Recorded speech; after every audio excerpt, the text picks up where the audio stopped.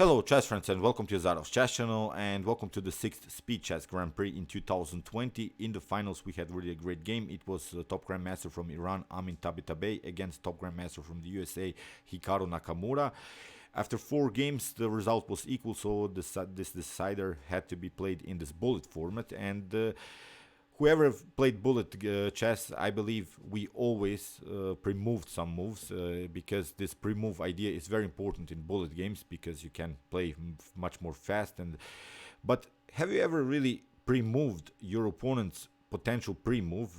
I'm not sure if I've ever did that, but Hikaru Nakamura managed to do that, and it was really an important pre-move to make because Amine Tabatebaei had really some time troubles in the end, and that's why this pre-move idea really forced Amine Tabatebaei to make too many moves, he couldn't play this particular move, and this was, I think, really a sneaky idea by Hikaru Nakamura, and Hikaru has been now really a part of many chess dramas recently, but now even in this final we had really a pre-move drama in the final. So let's check out first the game, then of course we'll come to the critical moment. So here e4 play by Amine Tabatebaei, we have g6 by Hikaru, the modern defense, knight to f3, bishop to g7, d4, and now comes already a very interesting idea by Hikaru. It's the move e6. So most of the times we play the move d6 to play in maybe some occasions in sort of a perch style, but here the move e6 and then followed with d6 would lead into the so-called hedgehog formation. I'll explain, of course, the main strategical ideas of this particular opening. In the game, bishop to e2 played by white, and here knight to e2, knight to e7, pardon me, castling, and now d6. Now comes this hedgehog formation. Most of the times you'll see that black will do also some moves like b6 and bishop to b7, maybe even h6 and a6. So the idea behind this hedgehog formation is that we put our pawns into this parallel setup, and we're waiting now what white will do. If white, for instance, moves the pawn to d5, then we will simply pass through with the move e5, and then we'll try to crack the position with the move f5.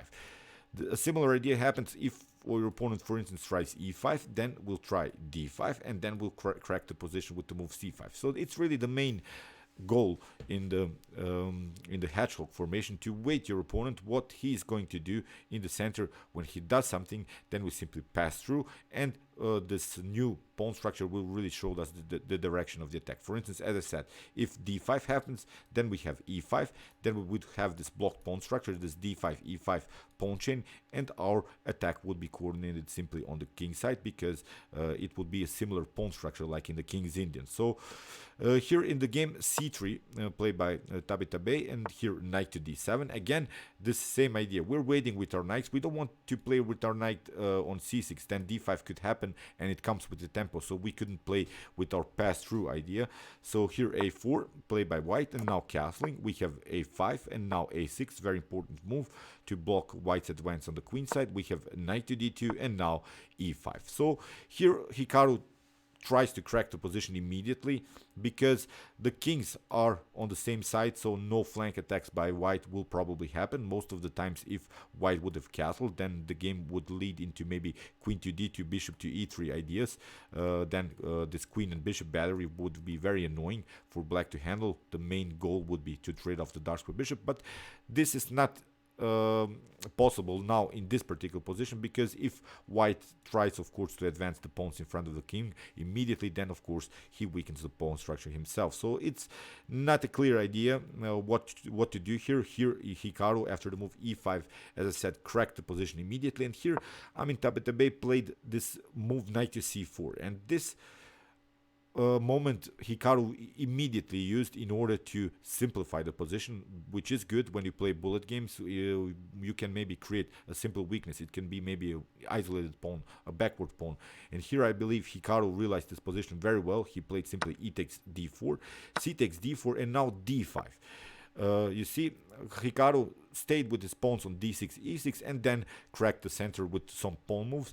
Now the problem of white is that it comes with a tempo on the knight, so that's why this tactic, this strategy tactic that Hikaru has prepared to was really a great one. Attacking the knight, you have to take, he takes d5, and now knight takes d5. We have now a new position in which white is continuing the game with an isolated pawn, and I really liked this idea by Hikaru. He found really this great moves in some bullet games, and it's incredible. Now white continues the game with a simple weakness, and how to proceed against this isolated pawn. We should always play a blockade idea. So the blockade idea is the most natural way to proceed against isolated pawns. We are not allowing this pawn advance to d5 or for instance on d6. So it has to be prepared, of course. White has still chances. White hasn't lost the game because of this isolated pawn, but as I said, as a strategical element, Hikaru already got something. So bishop to g5, we have bishop to f6. Here Hikaru doesn't mind to go maybe into more simplified line. Bishop to h6, bishop to g7, bishop to g5, and now f6, bishop to d2, and now rook to e8, of course, getting use of the e file. We have knight to e3, and now knight takes e3. So if you take with this pawn f takes e3, you have maybe connected the pawns. You don't have maybe an isolated pawn, but you have now new weakness, and it's this backward pawn on e3. So I believe in this position, black would simply proceed with the move f5, followed with knight to f6, knight to e4. This would be really annoying, I think, for white to handle. White again has this problem of one particular pawn, and again black would continue with a similar idea, again with this idea to create a blockade with knight to e4. You see, then we will simply play against this backward pawn. So that's why here in this position bishop takes e3 was played, but again we're playing against this pawn on d4. So here knight to f8, Hikaru has to defend on light course because bishop to c4 happened, bishop to e6 after d5, bishop to f7. We have now a new position in which white has now this advanced pawn on the 5th rank. Again, we are playing on the same idea. We want to block this pawn. We are not allowing this pawn to advance maybe even to d6. So here in the game, after queen to b3, Hikaru plays on this very important idea. Again, the blockade against this pawn, queen to d6. Although my recommendation is, whenever you have the opportunity, don't create blockades with your queen. The best piece to create blockades is simply the knight. I just want you to imagine this position with our knight here on d6. It would be a perfect position, I believe. So far it's necessary to create this blockade with the queen. Then after that maybe we can use some other pieces. So in the game here, rook to c1 played by Tabatabaei. Taking the pawn is not a possibility because it's losing. Here I'm sure that Hikaru saw this tactic. After rook takes b7, we have rook to b8. You have to move the queen to c6, and now after queen takes c6, you see the bishop is hanging. So tricky ideas here by Hikaru. That's why rook to c1 has to be played, and here f5 played by Hikaru. We have rook to e1, rook to d1, pardon me, of course supporting our advanced pawn on d5.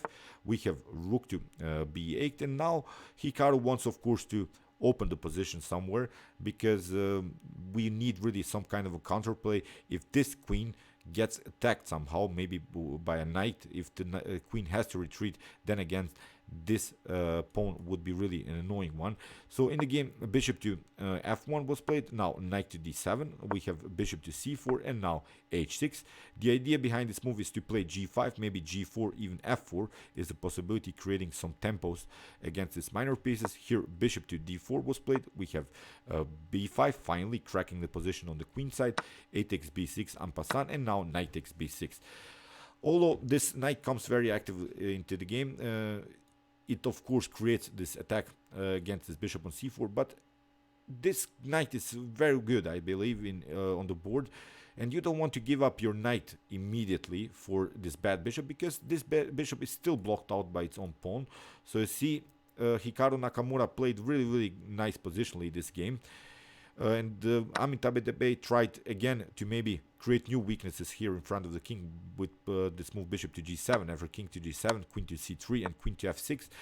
You see, Hikaru doesn't mind to go into an endgame because still white is continuing the game with this isolated pawn and with the bad bishop on c4. So here b3, Hikaru takes, queen takes c3, rook takes c3, and now rook to d8.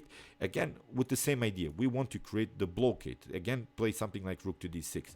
So here rook to d3, we have h5, a very important move to split here the connection between the pawn and the bishop on c4. We have a knight to e5, and now king to f6 attacking the knight, knight to c6 attacking the rook, rook to d6. Again this blockade idea, and now rook to d4. Now comes a very important move by Hikaru, which he realized this tactical problems that white had in the position with the move a4. We have b takes a4, and now rook takes c3. Now Hikaru sacrificed the rook, but it will come with a good idea, because Hikaru will get two minor pieces for the rook, because bishop to c4 happens, and in this position Hikaru has basically a winning endgame. So in the game h4 was played, we have rook takes a4, so you see all of these pawns suddenly became weaknesses on the board. We have rook to d8, and now bishop to e6. You see the connection between black's pieces is very good, so white cannot attack this main weakness. Maybe in black's position it's the weak square on d7. White would love maybe to double up rooks here on the 7th rank and create some threats, but so far it's not possible. These minor pieces are very well placed, so Hikaru Nakamura has really here a winning endgame. So rook to f8, we have king to e5. If you try something like rook to e1, it's not a problem, we can cover with rook to e4. So here rook to b6, b8 was played, here rook to c4. We have rook to e1, and again king to f6. Rook to e8, here bishop to f7, attacking the rook, rook to h8, and now rook takes c6. So now Hikaru creates a new position in which we have a better position after a couple of moves, because we have now passed pawn, we have still the rook on the board. This bishop and the knight will support this very important pawn on the c file, so it's really a losing game for white. So in the game h5, we have rook to e6, rook takes e6, king takes e6, rook takes h6, king to f6, and now after h takes g6, we have bishop takes g6. Again, the position is much more simplified, but it's again a better position for black, because this pass pawn is really the most important piece now in Hikaru's position. In the game rook to h8, then Hikaru simply pushes the pawn c5. We have rook to f6, not a problem. It only helps the king to get more towards the center. So when we play an endgame, of course, the king has to be treated like a piece, not something that you have to defend. So rook to b8, we have knight to d5. It's very important now to keep our pieces glued together. In the game rook to c8, and now king to d4.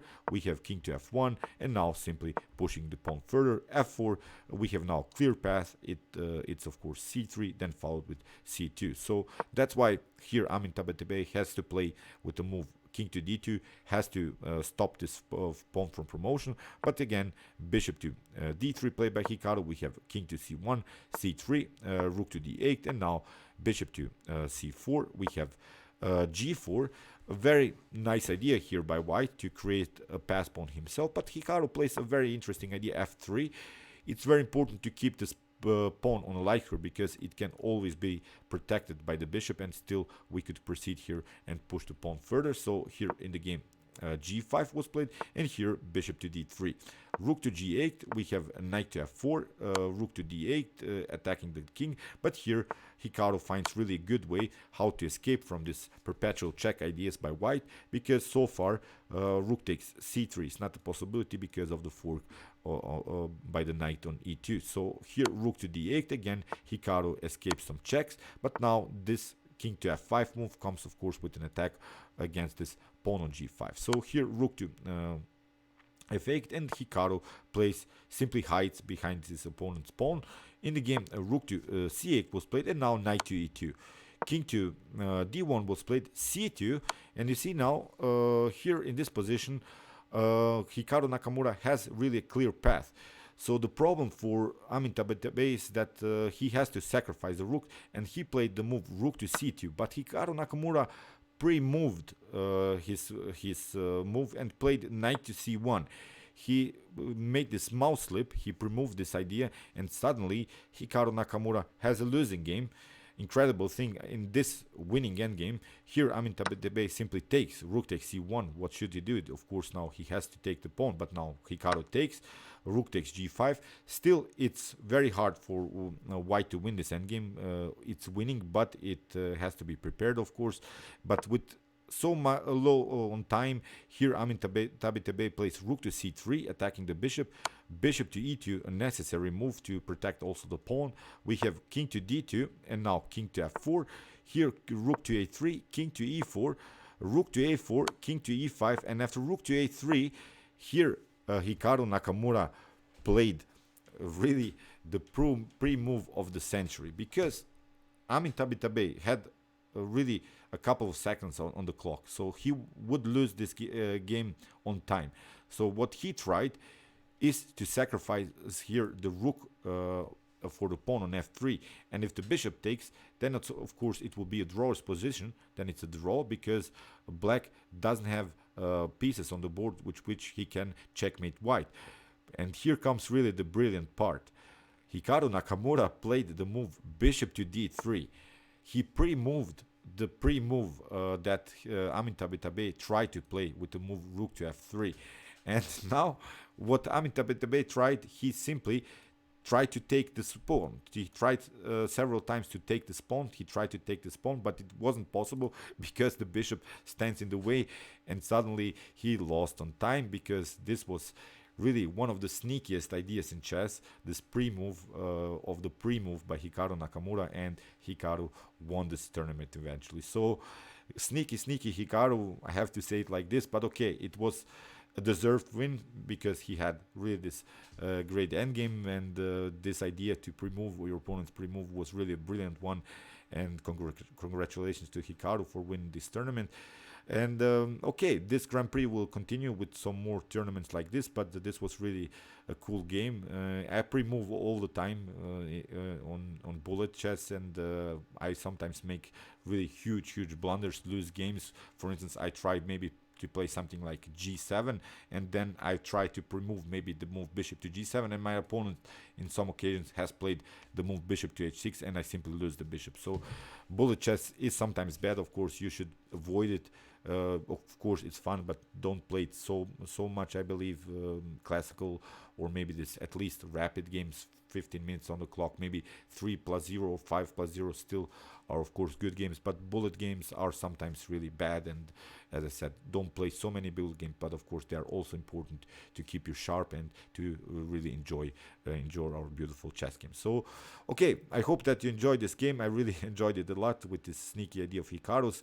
If you want to see more commented chess games of mine, so check out my commented chess game series. Here's the link. And if you want to see the best chess games of all time, you can also check out my best chess games of all time series. And if you like this content, you can also subscribe to my channel. See you soon with some more videos, and chess is the best, of course.